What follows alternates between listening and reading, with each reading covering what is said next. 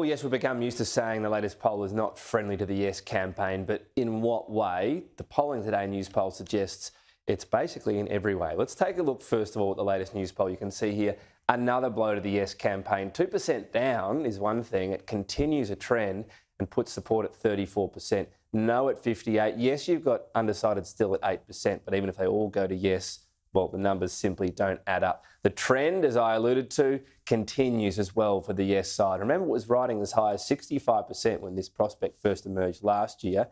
Even when we go back to June there, this is not that long ago, at 47-43, you can turn that round. If the campaign from June has seemed to go well, 47-43 is salvageable. You had undecideds there. If they break to the Yes side, you get a few no's, you can win. Since then, you can see that split. 41-38 down to 34 for the Yes side and 58. So whilst it could have been better for Labor to lock in earlier support, this was still up for grabs in June. And since then, we've seen a really stark change in the two sides. Where has it happened? Across the board. What about by political support? We've spoken a lot about referendums can't pass unless they have both major parties. Well, even on Labor here, they're struggling to get their own side on board. Yes, on that split, 48-42-10, if you put out the undecideds on an even basis, you get Labor more supportive of the Voice. So arguably, they've just convinced their own supporters, and that's just to support the Voice. But that's not very strong. Greens strongly for, but then look what happens with the coalition. So you've got coalition voters, even if they're only making up a bit more than a third of the country. And when you add in the Nats, it's a bit more than that, 82%. So you see Labor's support is never going to make up for what the coalition does in terms of their lack of support. What about by age? So this was the other common call, that young people were very much strongly backing the Voice.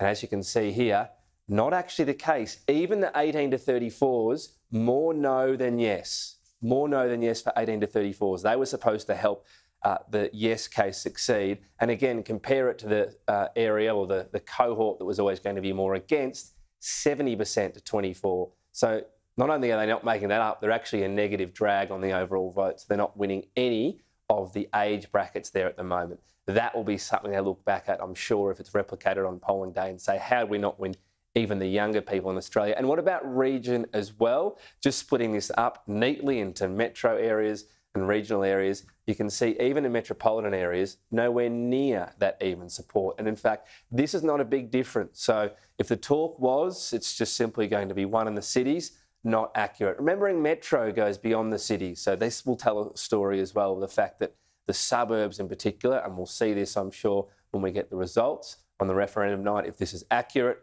we'll be able to look at these suburb seats. Inner cities might be quite popular, but once we get the suburban seats, how well did they go for the Voice? Education as well. When we look at education level again, was this something where the Voice could get a really big push from university educated? As you see here, they lose that 49 to 45 with undecided 6, but then you get to TAFE College and no tertiary education. They're basically the same. So again, they're barely convincing people, or slightly on the negative territory of university education, and way off for the rest of it. What about versus Labor's primary vote and trying to tell if this does go the way we expected, how much will it hurt Labor? We have seen Labor's vote coming off. Now, we don't have a yes vote for December 2022, but 39%, Labor was still riding very much pretty high there.